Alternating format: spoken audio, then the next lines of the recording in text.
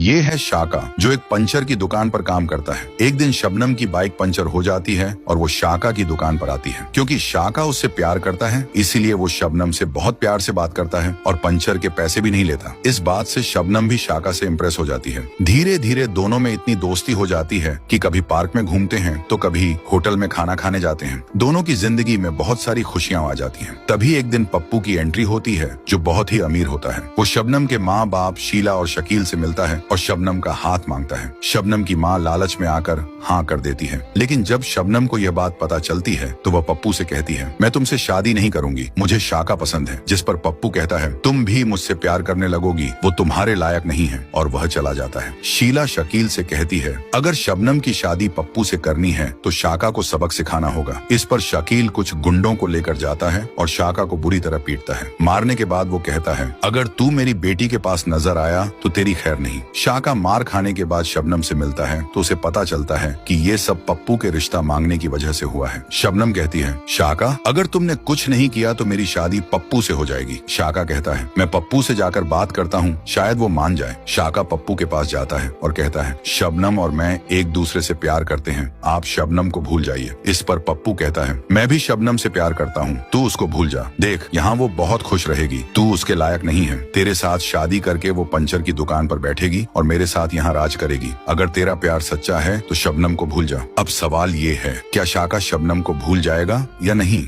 पप्पू से बात करने के बाद शाका गुस्से में अपनी दुकान पर बैठा होता है। तभी शबनम भी उसके पास आती है और कहती है, शाका तुम टेंशन मत लो, अब हम दोनों मिलकर मेहनत करेंगे और हम भी अमीर हो जाएंगे। शाका शबनम को अपने साथ पंचर की दुकान पर काम करते हुए देखता है तो उसे पप्पू की बात याद आ जाती है। अगर शबनम तेरा साथ रही तो पंचर की दुकान पर काम करेगी, मेरा साथ रही तो राज करेगी। ये सब सोचकर शाका और परेशान हो जाता है। शबनम को खुश देखने के लिए वो सोचता है कि अपने प्यार की कुर्बानी दे देगा। अगले दिन शाका शबनम से मिलता है और कहता है, शबनम तुम पप्पू से शादी कर लो। शबनम हैरान होकर पूछती है, तुम्हें क्या हो गया है शाका, क्या तुम मुझसे प्यार नहीं करते? शाका कहता है, मैं सिर्फ टाइम पास कर रहा था, मैं तुमसे कोई प्यार नहीं करता। ये कहते हुए शाका रोने लगता है। शबनम तुरंत समझ जाती है कि ये सब शाका अपनी खुशी के लिए नहीं बल्कि उसकी खुशी के लिए कह रहा है। फिर शबनम कहती है, शाका मैं तुम्हें कभी नहीं छोड़ूंगी, चाहे कुछ भी हो जाए। इस सब के बाद शाका शबनम के घर जाता है और शकील से कहता है, मैं शबनम की खुशी के लिए उसे छोड़ रहा हूँ, आप उसे समझा के पप्पू से शादी करवा दें, वो उसके साथ बहुत खुश रहेगी। ये सुनकर शकील का दिल पिघल जाता है। वो शाका से कहता है, शाका जा,